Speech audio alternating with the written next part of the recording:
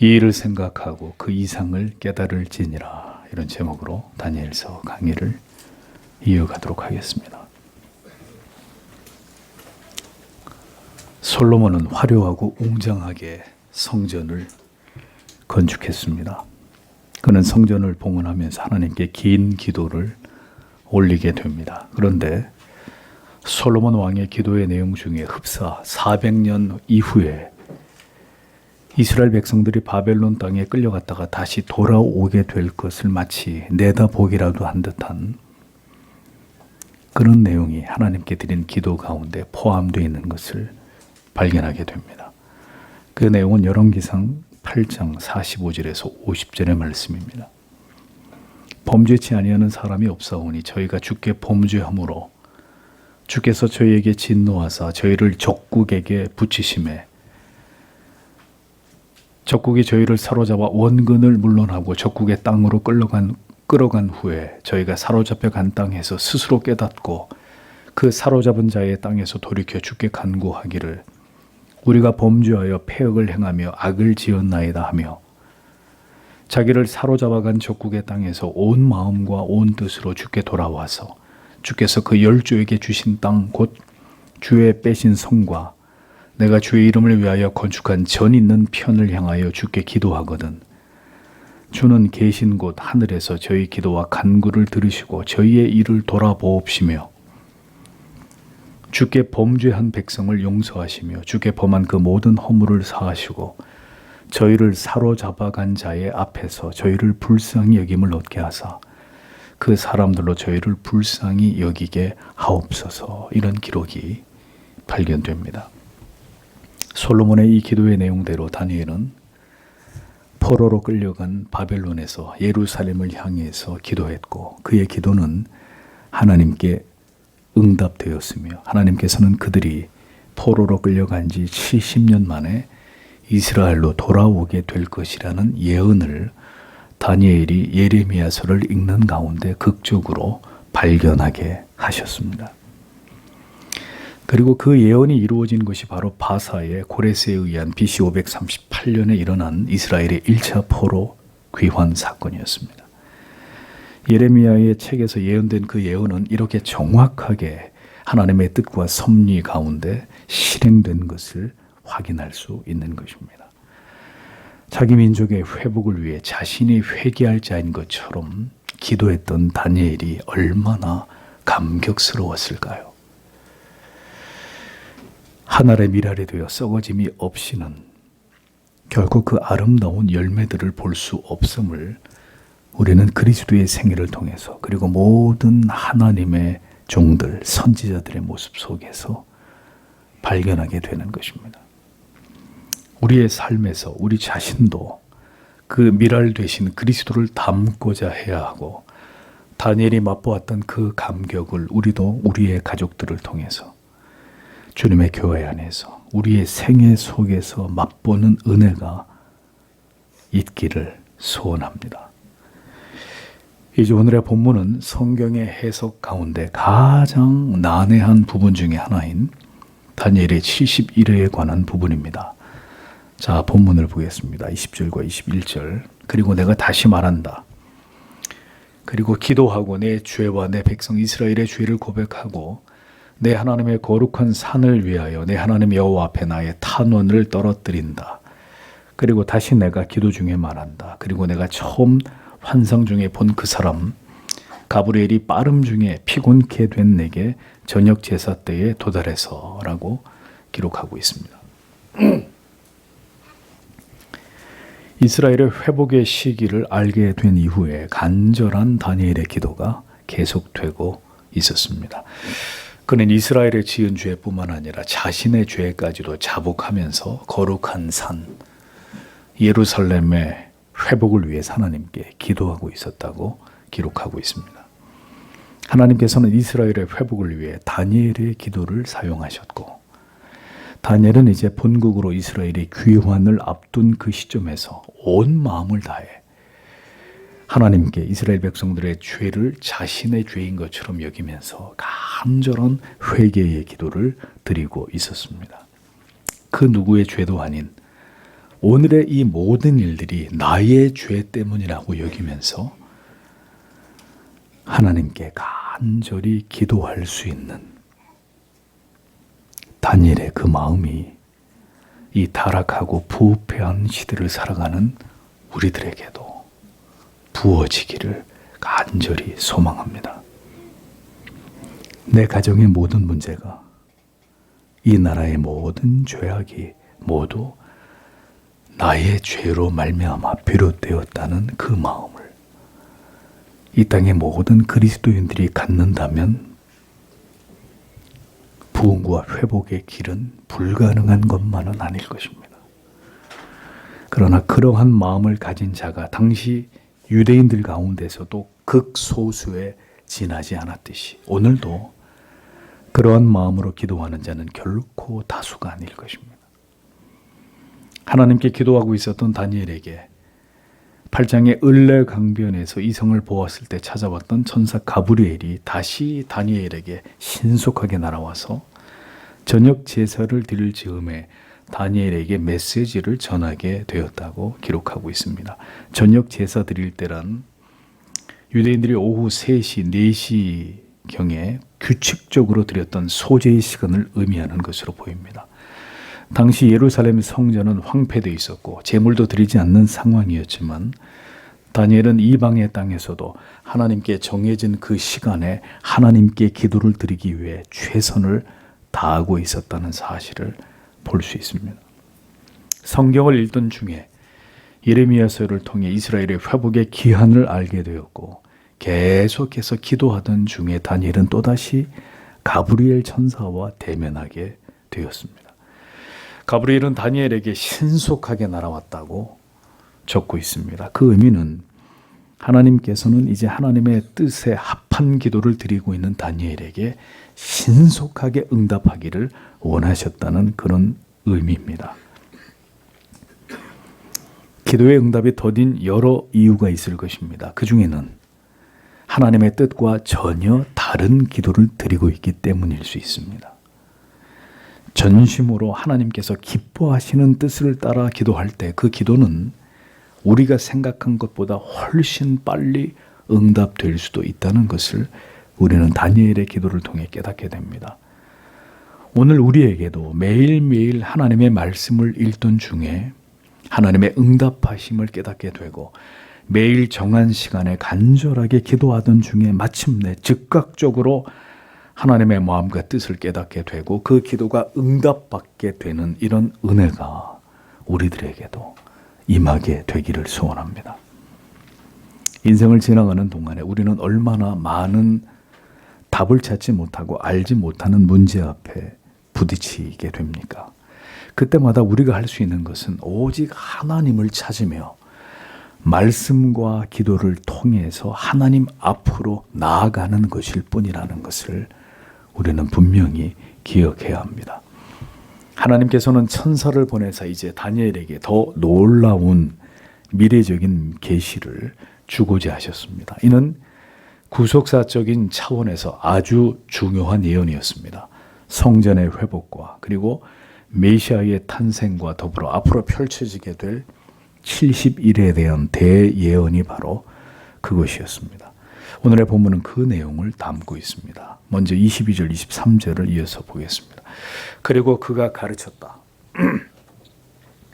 그리고 그가 내게 말했다. 그리고 그가 이야기했다. 다니엘아, 이제 나는 네가 통찰력을 깨닫게 하기 위해 나왔다.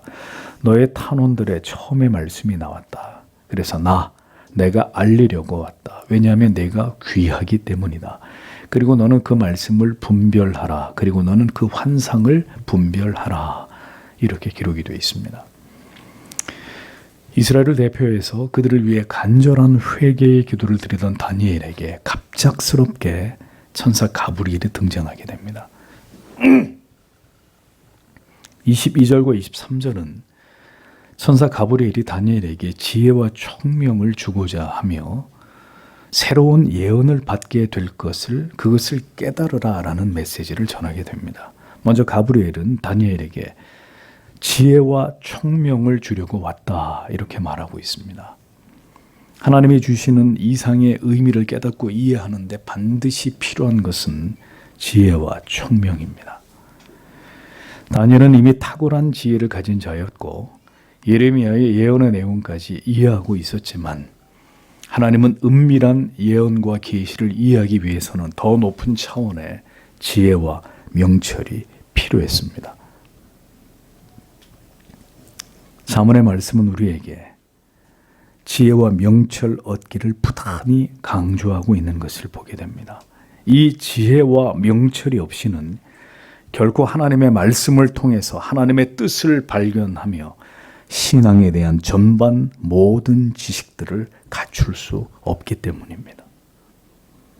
교회는 오래 다녔어도 하나님의 말씀을 사모하지 않고 진리에 대한 이해의 깊이가 여전히 현저하게 낮다면 성도 여러분 잊지 마십시오. 여러분의 믿음은 자라지 않습니다. 하나님께로부터 말미암은 지혜와 명철 얻기를 지속적으로 진지하게 사모하지 않는 한 더 깊은 하나님의 말씀의 의미와 그 교훈은 이해되지 못하게 될 것이고 더 깊은 영적인 깨달음이 없는 신앙은 언제나 지리멸렬하고 구태의연하면서 어린 아이 같은 자기중심적 연약한 믿음에서 벗어날 수 없다는 것을 우리는 알아야 합니다. 지혜와 총명 없이 과연 구원에 이르는 믿음과 영생에 도달할 수 있을지 우리는 깊이 고민해 봐야 할 것입니다.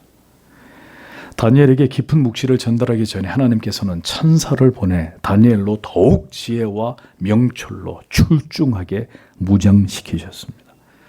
그의 기도가 시작되었을 때 이미 하나님께서는 다니엘의 이스라엘을 위해 하나님께 부르짖는 기도의 그 중심을 이미 알고 계셨습니다. 그리고 하나님께서는 다니엘에게 큰 은총을 허락하시고자 가브리엘을 통해서 이제 그가 감당해야만 되는 중요한 미래적인 묵시를 전달하고자 하셨습니다. 하나님의 뜻에 합한 기도를 드렸던 다니엘, 놀라운 것은 그의 기도가 시작하자마자 하나님께로부터 명령이 떨어졌다는 것입니다. 어떤 기도는 수없이 많은 날 하나님 앞에 기도를 해도 잡동사니처럼 취급을 당하는 기도가 있는가 하면 어떤 기도는 시작하자마자 마치 그 기도를 기다리셨다는 듯이 속히 하나님께로부터 응답되는 기도가 있다라는 것을 우리는 다니엘서의 말씀을 통해 깨닫게 됩니다. 다니엘은 자신을 위해 기도하지 않았습니다. 이스라엘의 회복을 앞두고 아직 청산되지 않은 이스라엘 백성들의 죄를 끌어안고 하나님께 간절히 기도하고 있었습니다. 하나님의 마음을 적중하며 하나님께서 받으시기 원하시는 기도를 하나님께 올려드렸던 다니엘. 그의 기도가 시작되자마자 하나님께서는 그 기도에 대해서 응답하셨다 라는 것을 기억하십시오. 가브리엘은 다니엘에게 그리고 이렇게 말합니다. 너는 크게 은총을 입은 자라. 은총을 입은 자라고 번역된 원문의 의미는 아름다운 자, 보배로운 자 이런 뜻입니다. 즉 하나님이 보시기에 다니엘의 신앙이 보물같이 아름답게 여겨졌다는 뜻입니다. 보물 같은 자였다. 다니엘은 하나님께서 보석처럼 아끼는 자였다라는 것을 알 수 있습니다. 누군가에게 그렇게 중요한 존재와 가치가 되고 싶다면 신자는 누구에게 그런 존재가 되어야겠습니까? 우리는 진정으로 하나님께 보석처럼 귀하게 여겨지는 하나님의 신실한 자녀이고 하나님의 충직한 종인지 우리 자신에게 질문해 봐야 합니다. 하나님께서 보배롭게 존귀하게 여기시는 하나님의 크신 긍휼을 입은 신자 되기를 우리는 소원해야 합니다. 은총을 입기를 원하십니까? 하나님께 보석 같은 존재이기를 원하십니까? 그러면 은총을 달라고 기도하지 마시고 하나님의 뜻에 합한 신자가 되십시오. 하나님의 마음까지 살피며 하나님이 원하시는 것을 원하시는 기도를 하나님께 드릴 수 있을 만큼 하나님을 경외하고 사랑하는 자가 되십시오. 하나님의 은총은 은총을 달라는 자에게 임하는 것이 아니라 오늘도 하나님의 마음으로 하나님께서 무엇을 원하시든지 그것을 하나님께 드리고자 하는 자, 하나님이 원하시고 바라시는 기도를 하나님께 드리는 자에게 임한다는 것을 기억하시기를 바랍니다. 하나님께서는 은총을 부어주시고자 하는 자에게 매우 소중하게 여기시는 바로 그 자를 오늘도 그래서 어디로 이끄실까요? 기도의 자리로 이끄시는 것입니다. 그에게 하나님의 마음을 부어 누구도 기도하지 않는 기도의 제목을 가지고 하나님 앞에 간절히 기도하게 만드십니다. 그렇게 기도의 자리로 부르시고 귀하게 보석처럼 여길 자는 다수가 아니었다는 것을 성경은 언제나 우리에게 보여주고 있습니다. 성도 여러분, 이 어려운 시대 속에서 그 힘겨운 삶의 고난과 괴로움을 감당하시면서 다른 것에 마음을 두지 마십시오. 지금 당신을 기도의 자리로 부르고 계시는 하나님 앞에 간절한 기도의 모습으로 응답하십시오. 그러면 당신이 바로 하나님께 은총을 입은 자가 되는 것입니다. 이스라엘 백성들을 향한 다니엘의 이 같은 간절한 마음을 보신 하나님께서는 이제 그 이스라엘 백성들에게 장차 일어나게 될 이제 하나님이 주시는 묵시를 생각하고 그 의미를 깊이 깨달으라고 다니엘에게 말씀하십니다. 이스라엘의 회복을 위해 기도하던 다니엘에게 하나님께서는 이스라엘의 미래적인 그들에게 닥칠 일들에 대해서 묵시를 전달해 주셨습니다. 그 일은 하나님의 아들을 통한 놀라운 하나님의 구속의 계획이었고 마지막 날까지에 이르러 하나님이 행하실 매우 큰 그림이었습니다. 24절을 보겠습니다. 70일에들 그것이 너의 백성에 대해 그리고 너의 거룩함의 성읍에 대해 정해졌다. 반역을 끝내기 위해 그리고 죄를 봉하기 위해 그리고 죄악을 대속하기 위해 그리고 영혼들의 의를 가져오기 위해 그리고 이상과 예언자들을 봉하기 위해 그리고 거룩한 자들 중에 거룩한 자에게 기름 붓기 위해라고 기록이 되어 있습니다. 24절의 말씀은 이스라엘 백성들과 예루살렘 성을 위해서 이제 70일에 동안 일어날 일에 대한 예언입니다. 24절에서 27절까지는 요한계시록과 더불어 미래적 묵시가 담겨있는 부분으로 성경 전체에서 가장 해석하기 어려운 부분 중에 하나입니다. 하나님께서 이스라엘과 더 나아가서 모든 택하신 백성들을 구원하실 기간이 70일에 대한 내용으로 기록이 되어 있습니다. 70일에 대한 해석에 정답은 없습니다. 이 예언에는 70년간의 이스라엘의 포로 생활에 대한 회복뿐만 아니라 그리스도의 출현과 그리고 그 이후에 마지막 종말에 일어나게 될 그 모든 일에 대한 거시적 예언이 장엄하게 펼쳐져 있습니다. 우리가 먼저 알아야 될 것은 다니엘의 70일에를 문자적으로 얽매여서 해석해서는 안 된다는 점입니다. 이는 역사적인 사실을 예언함과 동시에 미래적 역사의 큰 그림을 우리에게 보여주고 있기 때문입니다. 베드로는 예수님께 누군가를 7번까지 용서해야 되느냐라고 물었습니다. 예수님은 7번이 아니다. 70번씩 7번이라도 용서해야 된다라고 말씀하셨습니다. 자, 그러면 그 의미가 반드시 490번만 용서해야 된다는 뜻인가요? 그 의미가 아니듯이 70일에는 490년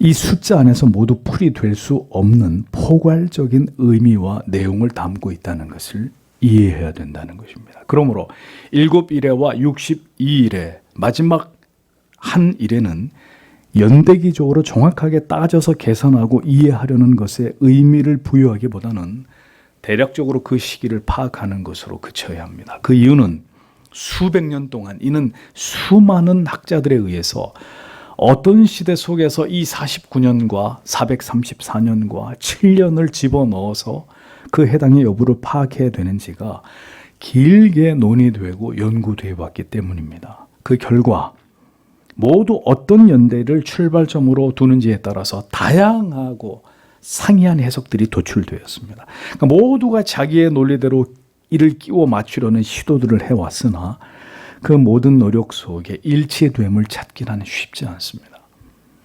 이를 연대기적으로 해석하기 위해 그것에 집중하다가 보면 정작 중요한 이 묵시가 담고 있는 의미의 중요성이 경감될 수 있기 때문에 우리는 이를 연대기적으로 끼워 맞추려고 하는 노력보다는 해당 시기를 보여주는 그 예언의 의미를 더 깊이 파악하려고 하는데 주안점을 두어야 하리라고 믿습니다. 이레라고 번역된 샤보아는 일곱이라는 의미인데 일반적으로 한 주간을 의미하기도 하지만 1년의 의미로 사용되기도 합니다. 여기서 71회를 문자적으로 70주간 곧 490일을 의미하는데 이를 날수로 계산해서 하루를 다시 1년으로 환산을 하면 490년이 되는 것입니다. 이 71회는 다시 7일회와 62일회 그리고 중간 공백기와 마지막 한 일회로 구분이 되는 것을 볼 수 있습니다. 70일에 대한 다양한 해석이 존재하지만 정통개혁주의 해석은 이 71회를 하나님께서 주도하시는 전 역사의 전개와 종말에 나타날 사건들을 묵시문학적으로 표현한 상징적인 의미를 지닌 수로 보는 것입니다. 70일에는 허물이 마치고 죄가 끝나며 죄악이 영속되며 영원한 하나님의 의가 드러나게 되는 그 시점을 의미하는 것으로 가깝게는 바벨론 포로 귀환과 예루살렘 성의 중건 그리고 예수 그리스도의 성육신과 예루살렘의 멸망과 성전의 파괴 그리고 적그리스도의 출현과 같은 이스라엘의 미래에 대한 운명과 더불어 그리스도의 재림 직전에 있을 대환란의 시기와 종말론적 사건을 총체적으로 예언하고 있는 것입니다. 따라서 이 기간은 구속사적 역사의 흐름을 보여주는 큰 그림과 틀이 되는 일종의 상징적인 시간으로 이해하는 것이 가장 바람직한 해석이 된다는 것입니다. 71회가 종결된 시점까지 일어나게 될 일들에 대해서 24절에서 6가지로 상세하게 이것을 설명하고 있는데 이것은 기름 부음을 받을 메시아의 사명을 언급하고 있는 내용입니다. 즉 메시아로서 이 땅에 오시는 그리스도의 초림으로 인해 성취될 사건들을 묘사하고 있는 것입니다. 6가지 가운데 앞부분의 3가지는 죄의 문제가 완전히 해결됨을 설명하고 있는데 이는 예수 그리스도의 십자가의 대속적인 죽으심으로 단번에 성취된 것을 의미하고 뒷부분의 3가지는 하나님의 언약의 백성으로서의 의의 회복과 관련된 것으로 그리스도의 초림을 통해 이후 교회가 세워지게 되는 모든 시대 속에서 적극적으로 이것이 성취되어져 가다가 마침내 그리스도의 재림을 통해 결정적으로 완성될 하나님의 나라의 비밀이 계시된 것이라고 이렇게 볼 수 있습니다. 자, 첫 번째 허물이 마치며라는 의미는 이스라엘 백성들의 범죄로 인한 반역의 상태를 가리키는 것으로 여기서는 이스라엘뿐만 아니라 우리의 모든 죄와 허물이 그리스도의 대속으로 말미암아 마침내 우리의 모든 허물이 사라지게 된다는 그런 의미입니다. 다음에 죄가 끝나며라는 의미는 역시 모든 죄악이 그리스도의 대속으로 인해 죄책의 문제가 완전히 해결됨과 마침내 그리스도의 의로 충만한 새로운 나라의 도래를 암시하는 것입니다. 죄악이 영속된다라는 의미도 마찬가지로 영원히 우리의 죄가 그리스도의 대속하심으로 보상되고 그 죄악이 완전하게 가리워짐을 뜻하는 것입니다. 이 모든 일이 그리스도의 대속하심으로 인해서 하나님께 받은 은총이다라는 것을 설명하고 있는 것이죠. 70일의 가운데 성취된 또 다른 측면은 영원한 의가 드러난다고 했습니다. 그리스도의 대속하심으로 인한 칭의의 효력이 영원히 발생하게 됨을 의미하고 이상과 예언이 응한다는 의미는 이제 더 이상 예수 그리스도 메시아에 대한 예언과 이상이 주어지지 않고 이 모든 구약의 메시아에 대한 예언들이 예표들이 상징들이 모형들이 모두 성취됐음을 뜻하는 것입니다. 마지막으로 지극히 거룩한 자가 기름 부음을 받으리라 라는 의미는 가까운 시간 안에 성전이 봉헌됨을 의미하기도 하지만 궁극적으로는 예수 그리스도를 통해 마침내 영원히 성취되는 궁극의 회복을 의미하는 것으로 볼 수 있습니다. 이스라엘과 예루살렘만 회복되는 것이 아닙니다. 택하심을 입은 이 땅의 모든 성도들과 교회 또한 예수 그리스도께서 메시아로 이 땅에 오심을 통해서 이루어지게 될 예언의 위대한 성취와 완전한 의의 전가로 인해서 구속의 완성을 통해 죄의 문제가 영속적으로 해결되는 그 은혜를 누리게 된다는 것입니다. 이러한 하나님의 놀라운 구원 계획과 뜻이 바로 다니엘의 70일의 안에 모두 담겨 있는 것입니다. 이 6가지 일들은 거의 완성된 것처럼 보이지만 지금도 역사 속에 진행되고 있기에 다니엘의 70일에는 그리스도께서 재림하시기 전에 마지막 한 일회가 남은 시간까지 계속해서 진행형이라고 보아야 한다는 것입니다. 이 모든 일들이 펼쳐지고 있는 것이 바로 이 세상의 역사라는 무대입니다. 하나님의 위대하신 구속선은 이렇게 인류의 역사 위에 파노라마처럼 펼쳐지고 있습니다. 그리고 그 일은 오늘도 진행 중이고 우리의 미래 속에 어느 날 마침내 모두 완성될 일입니다. 우리는 그 위대한 하나님의 역사의 무대 위에 한 경점을 살다가 돌아가는 나그네들일 뿐입니다. 신자는 역사에 대한 이 같은 이해를 바탕으로 이 세상을 바라보고 우리에게 주어진 삶을 살아가는 자들이 되어야 합니다. 그럴 때 우리는 오늘도 우리 자신을 지우고 부인하고 겸손한 마음으로 우리의 모든 힘겨운 삶과 환경을 인내하면서 그 가운데 오직 하나님만을 높이는 참된 그리스도인의 삶을 살아갈 수가 있는 것입니다. 25절을 보겠습니다. 그리고 너는 알 것이다. 그리고 너는 깨달을 것이다. 예루살렘을 회복시키고 건축하기 위한 말씀이 나옴으로부터 다스리는 자의 기름 부음까지 7이레들 그리고 62이레들에 그것이 되돌아갈 것이다. 그리고 광장과 해자가 건설될 것이다. 그리고 곤란한 기간들에 이렇게 25절이 기록이 되어 있습니다. 자, 가장 먼저 7일에 대해서 말씀하기를 예루살렘을 중건하라는 영이 날 때부터 기름 부음을 받은 자 곧 왕이 일어나기까지라고 설명을 합니다. 예루살렘을 중건하라는 영이라는 것은 말씀을 뜻합니다. 일종의 왕의 선포를 의미하는데 이것은 바로 바사의 고레스 왕의 칙령으로 이스라엘의 해방을 선포하면서 바벨론에서 귀환한 유대인들이 에스라와 느헤미야의 주도하에 제2성전인 스룹바벨 성전과 예루살렘 성벽을 수축한 이 시점까지를 가리키는 것입니다. 여기서부터 기름 부음 받은 자 곧 왕이 일어나기까지 7이레라고 했는데 중요한 점은 기름 부음을 받은 이 왕이 누군가에 대한 다양한 해석이 존재한다는 것입니다. 그러나 문맥상으로 가장 유력한 인물은 바로 예루살렘 성과 성전의 완전한 영적 회복을 주도하실 메시아 예수 그리스도로 보는 것이 가장 타당하다고 할 수 있는 것입니다. 기름 부음을 받은 자에 해당하는 히브리어 마슈아흐, 우리가 흔히 말하는 메시아입니다. 마슈아흐, 헬라어로 크리스토스, 우리가 그리스도라고 말하는 그 뜻입니다. 이는 그리스도의 임명이 아니라 그 직분에 대한 명칭입니다. 즉 구약 시대는 하나님의 뜻을 수행하도록 3가지 직분을 세울 때 기름을 부었는데 이것이 바로 왕, 제사장, 선지자였습니다. 이 3중직을 포괄하는 이상적인 왕이 출현한다는 것인데 이에 해당되는 분은 오직 예수 그리스도뿐입니다.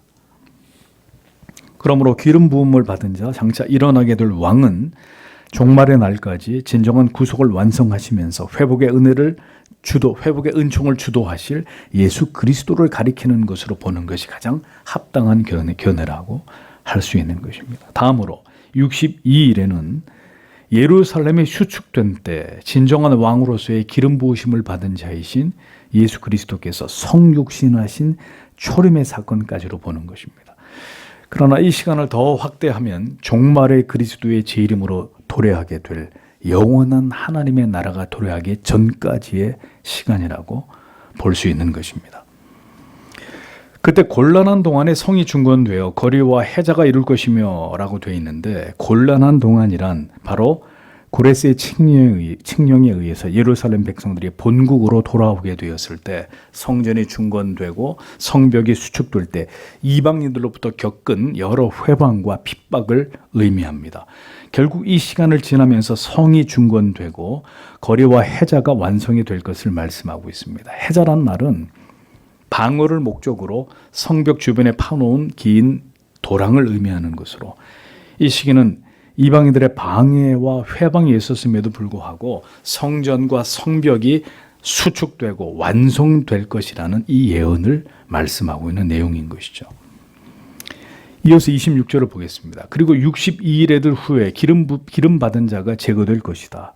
그리고 그것 안에 아무것도 없다. 그리고 다스리는 자의 백성이 와서 그 성읍과 그 성소를 파괴할 것이다. 그리고 그것의 끝은 홍수 안에서, 그리고 끝까지 전쟁이 황폐하게 되는 것이 결정되었다. 이렇게 기록이 되어 있습니다. 60일의 후회라고 기록하고 있는 이 시기는 7일회와 그리고 60일회를 더한 69일회와 그리고 마지막 한 일회 사이의 공백기를 의미하는 것인데, 이는 7일회와 62일회의 흐름을 통해 볼 때 그리스도의 초림에서 적그리스도의 출현 직전까지를 의미하는 것으로 볼 수 있습니다. 그런데 이 시기에 기름 부음을 받은 자가 끊어져 없어질 것이다. 이렇게 예언하고 있습니다. 여기서 끊어져 없어지다라는 말의 의미는 기름 부음을 받은 자가 타의에 의해서 처절한 죽음을 당하게 될 것을 뜻하는 것입니다. 그런데 이 부분의 동사가 수동형으로 되어 있음을 볼 때, 물론 예수 그리스도가 로마 빌라도에 의해서 그리고 폭도들에 의해서 죽임을 당하셨지만 이 모든 것을 주도하신 분은 하나님의 주권적인 뜻과 섭리 가운데 하나님에 의해서 일어난 일이라는 사실을 말하고 있는 것입니다.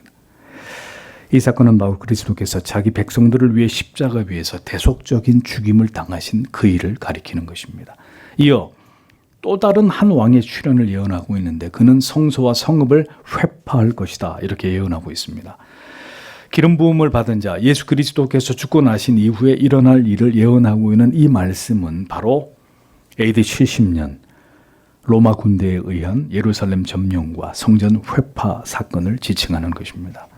아마도 이 한 왕이란 바로 이 모든 일들을 주도하고 AD 79년에 로마의 황제로 즉위한 디도 장군을 의미하는 것으로 보입니다. 이어 그의 종말은 홍수에 엄물됨 같을 것이며 또 끝까지 전쟁이 있으리니 황폐할 것이 작정되었느니라 라고 기록하고 있는데, 한글 성경에서 그의 종말이라고 번역되어 있어서 앞절에 한 왕의 종말로 오해될 수 있는 소지가 있는데, 원문에는 그리고 그것의 끝은 이라고 기록되어 있어서 여기서 그는 사람이 아니라 예루살렘 성읍을 의미하는 것임을 알 수 있습니다. 즉 예루살렘의 종말이 홍수에 엄몰됨 같을 것이다 라는 표현은 예루살렘이 일순간에 완전히 파괴될 것을 의미하는 것이라는 거죠. 로마 군대의 파상적인 공격으로 인해서 예루살렘의 회복 불능의 모습으로 처참하게 파괴될 것을 묘사한 것입니다. 또 끝까지 전쟁이 있으리니 황폐할 것이다. 황폐할 것이 작정되었다라고 했습니다. 이는 예루살렘 성읍과 성전이 하나님의 주도적인 섭리하에 모두 파괴된 이후에 결국 이스라엘이 완전히 멸망하게 되는 결말을 의미하는 것입니다. 개혁주의의 관점은 이 부분에 대해서 이중적인 접근을 시도합니다.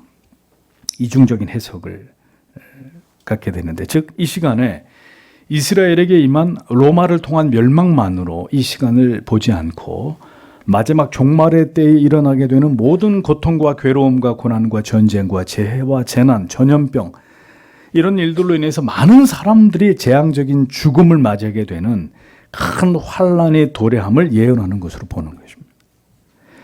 69일회가 지나고 마지막 한 일회 전에 이 공백기를 어떻게 해석을 해야 되느냐, 모든 것이 황폐할 것이 작정되었다, 이 의미를 어떻게 이해해야 되느냐.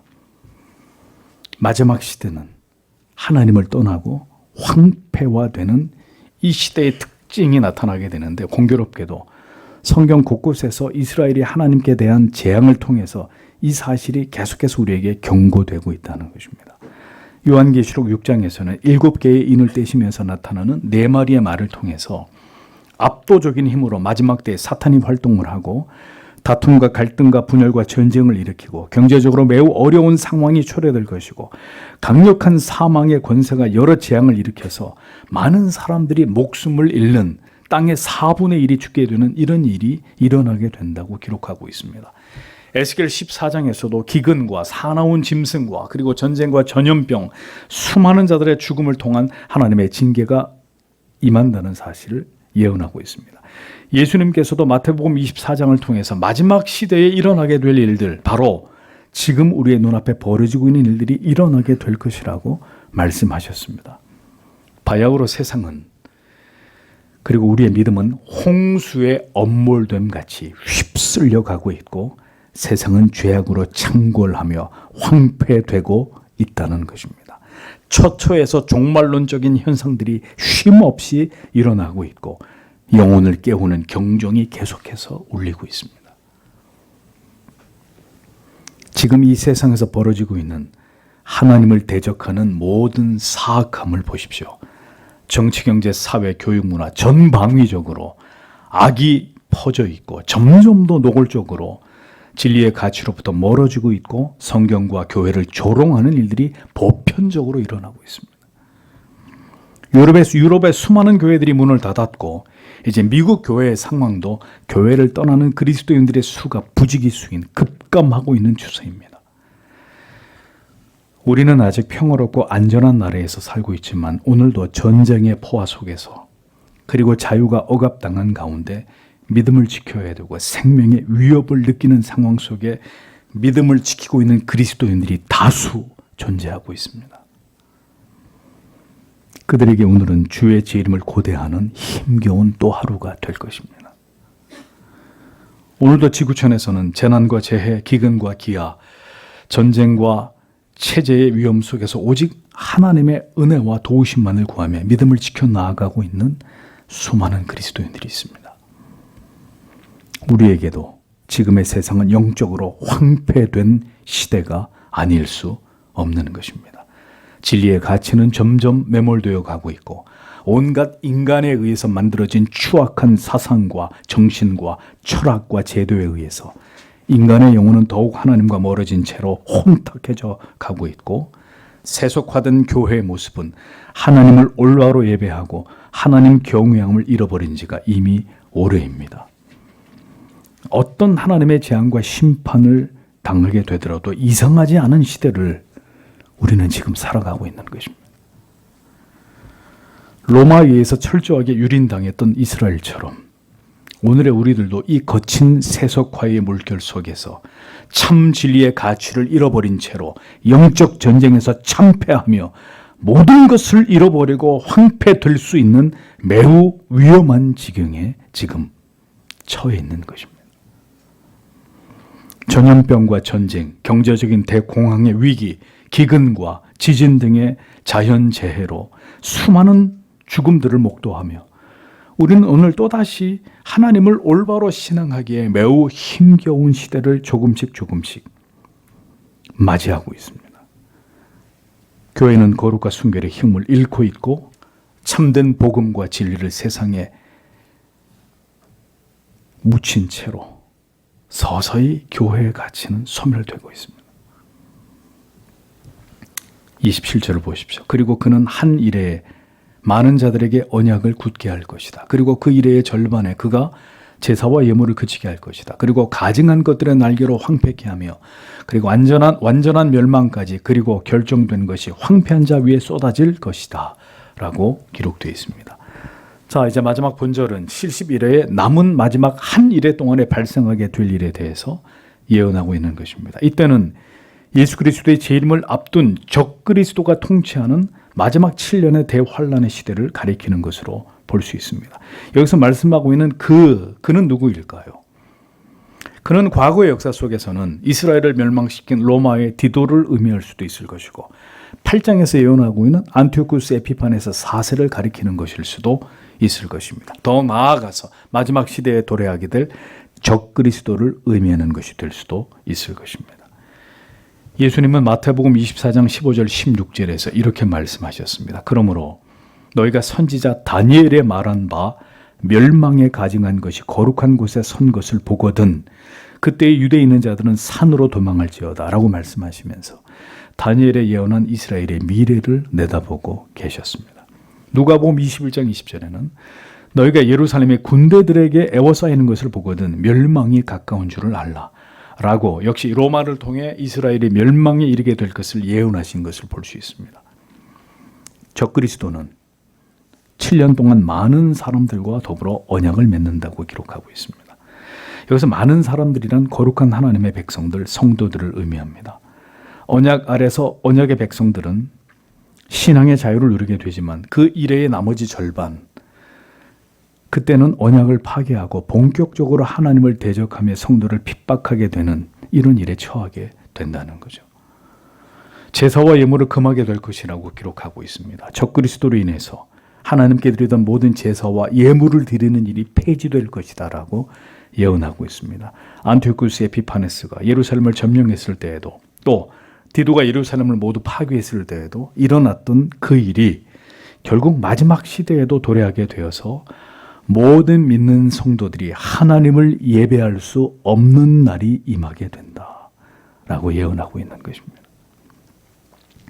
마지막 시대에 우리는 다시 하나님을 마음대로 예배할 수 없는 시대를 분명히 맞이하게 될 것입니다.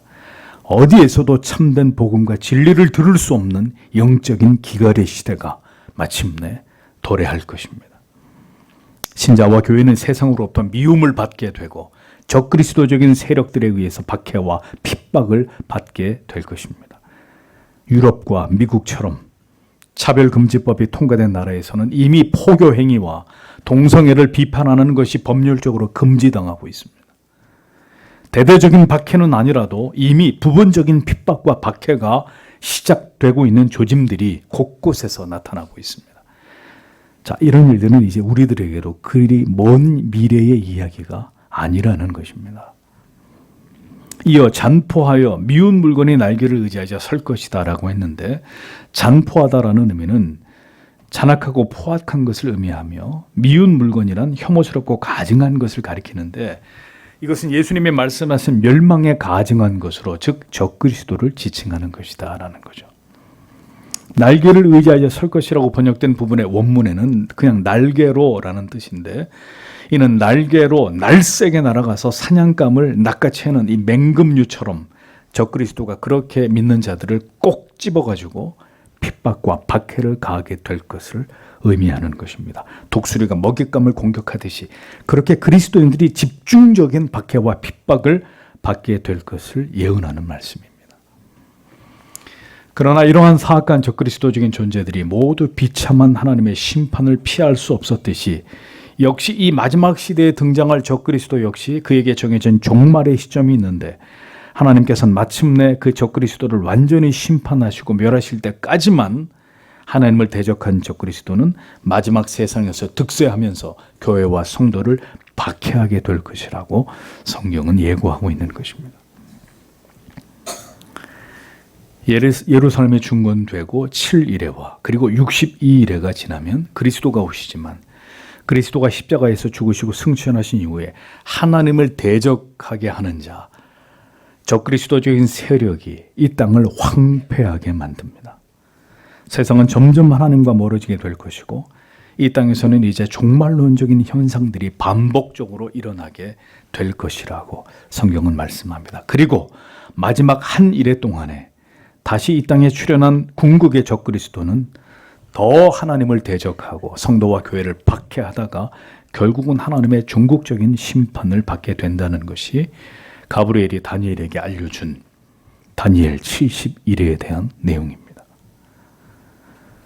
다니엘의 본 환상, 어쩌면 사도 요한이 반모섬에서 봤던 환상과 절묘하게 연결되어 있는 이런 사실을 우리가 확인할 수 있는 거죠.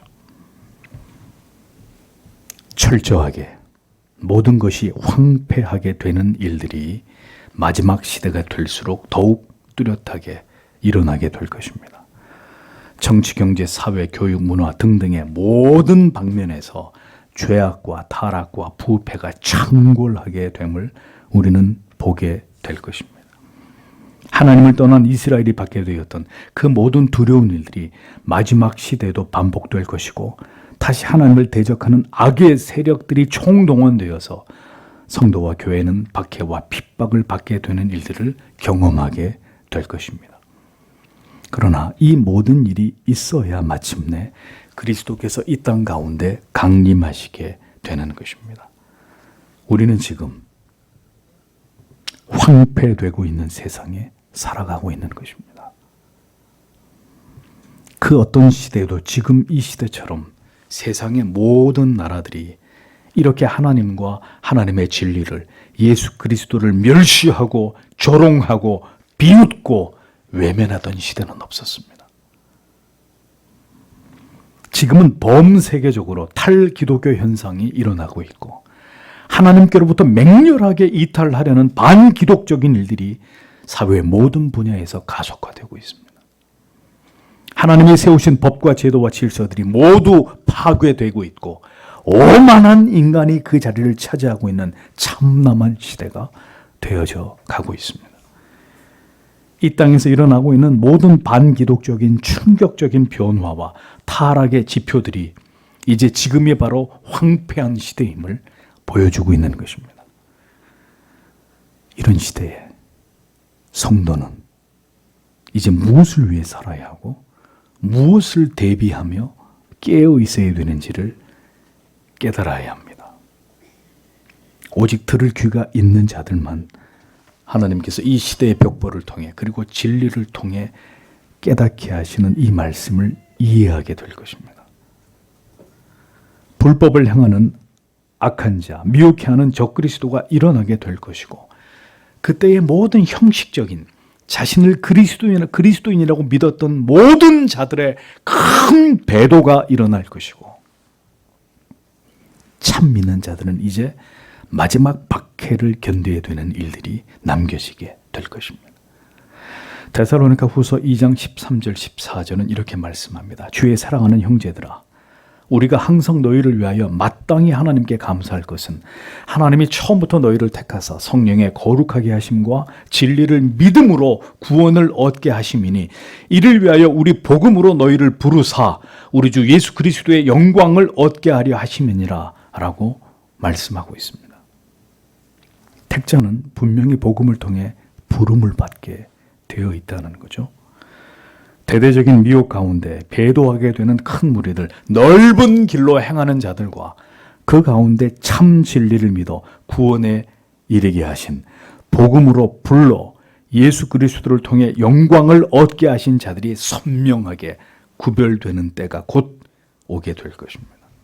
이제 중립지대는 존재하지 않습니다. 믿는 자는 더 분명한 신앙의 고백으로 참 믿음의 길을 가게 될 것이고, 그렇지 않은 자들은 더 이상 참된 진리 가운데, 올바른 복음을 전하는 교회 가운데 거하지 못하고 결국 세상으로, 진리가 아닌 그러나 진리처럼 보이는 사망의 길로 행하게 될 것입니다. 미혹의 시대가 이미 도래했습니다. 많은 명목상의 그리스도인들이 참 복음과 진리에 귀 기울이지 않고 자기의 사욕을 쫓을 거짓된 스승을 쫓게 된 때가 이미 도래했습니다. 디모데후서 4장 3절에서 5절은 말씀합니다. 때가 이르리니 사람이 바른 교훈을 받지 아니하며 귀가 가려워서 자기의 사욕을 쫓을 스승을 많이 두고 또 그 길을 진리에서 돌이켜 허탄한 이야기를 쫓으리라 라고 기록하고 있습니다. 교회 안에 있는 많은 이들조차 참된 복음에, 진리에, 양심을 찌르는 따가운 하나님의 말씀에 등을 돌리고 더 이상 관심을 두지 않습니다. 그러나 자기들의 귀를 즐겁게 하는 말을 듣고자 교회를 찾는 이들은 이미 구원에서 제외된 자들이라는 사실을 잊어서는 안 됩니다. 성도 여러분, 이토록 분명하게 성경은 마지막 때에 일어날 일들을 우리에게 말씀하고 경고해 주고 있습니다. 결국 깨어있는 자들, 깨어 놓으신 자들이 준비될 것입니다. 마지막 때를 준비하게 될 것입니다. 마지막 때가 오면 그때 깨어있고 그때 정신을 차리면 되지 라고 믿는 분들이 계십니까?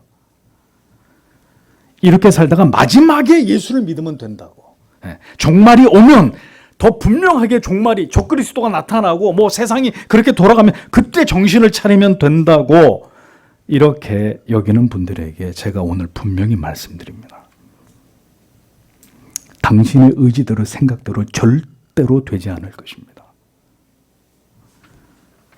그렇게 마음을 먹고 그때가 오면 깨어 있으려고 해도 그렇게 되지 않을 것이라는 겁니다. 그렇게 할 수 있는 의지도 하나님이 주시고 깨어있게 하시는 이도 하나님이시지만, 자, 하나님이 그렇게 얄팍한 생각을 가지고 있는 자에게 그런 기회를 주시겠습니까? 하나님이? 세상과 짝하며 여전히 참된 믿음의 자리를 배회하고 있는 회중 여러분, 속히 주님께 무릎을 꿇으십시오. 그리고 참 믿음을 구하십시오. 지금 하나님께로 돌아오십시오. 마지막 때에 깨어 있을 자는 잊지 마십시오. 바로 지금 하나님 앞에 깨어 있는 사람들입니다. 그때 가서 깨어날 사람이 아니라 지금 깨어 있는 사람이 그때도 깨어 있게 될 것입니다. 지금 자고 있는 사람들은 그때도 잠을 자고 있을 것입니다. 맹세컨대. 그자가 당신일 수도 있고, 주님께로 돌아오면 그 일을 계속 미루고 있다면 끝내 당신이 아닐 수도 있다는 것을 기억해야 합니다. 역사는 다니엘의 70일의 그 완성의 시점을 향해서 지금도 숨가쁘게 달려가고 있습니다. 모든 이 시대에 일어나고 있는 일들은 그리스도의 재림을 통한 종말과 깊이 연결되어 있습니다. 이제 그만 부디 복음을 믿고 예수 그리스도를 구주로 영접하십시오. 여러분의 삶의 모든 우선순위를 하나님을 신앙하는 일에, 진리를 깨닫고 발견하는 일에 두십시오. 주께서 우리에게 참 믿음을 허락해 주시고 구원의 길, 그 영생의 길로 인도해 주시고 이끌어 주시기를 간절히 사모하십시오. 역사의 흥망성쇠를 주관하시는 하나님께서 오늘도 이 땅에 남겨진 마지막 택자들을 찾아 그들을 불러 모으고 계십니다. 그 택자 구원이 완성되는 날이 주님이 이 땅에 오시는 날입니다. 그런데 여러분 주변에 보시듯이 예수 믿는 사람이 많은가요? 예수 믿겠다고 자기 발로 교회 와서 회심하는 사람들이 교회 안에 교회들마다 넘쳐나던가요? 그 수가 다 차가고 있다는 것입니다. 참된 성도가 되십시오. 그리고 하나님께 은혜와 긍휼과 자비를 구하십시오. 오늘도 그 날개 아래 피하는 자들이 되십시오. 오직 주님만이 이 환난 날에 우리의 피할 바위이시고 우리의 산성이시오 우리의 피난처가 되실 것입니다. 주의 은혜가 이 자리에 있는 모든 분들과 그리고 여러분의 믿지 않는 가족들에게 함께 하시기를 주님의 이름으로 축복합니다. 기도하겠습니다.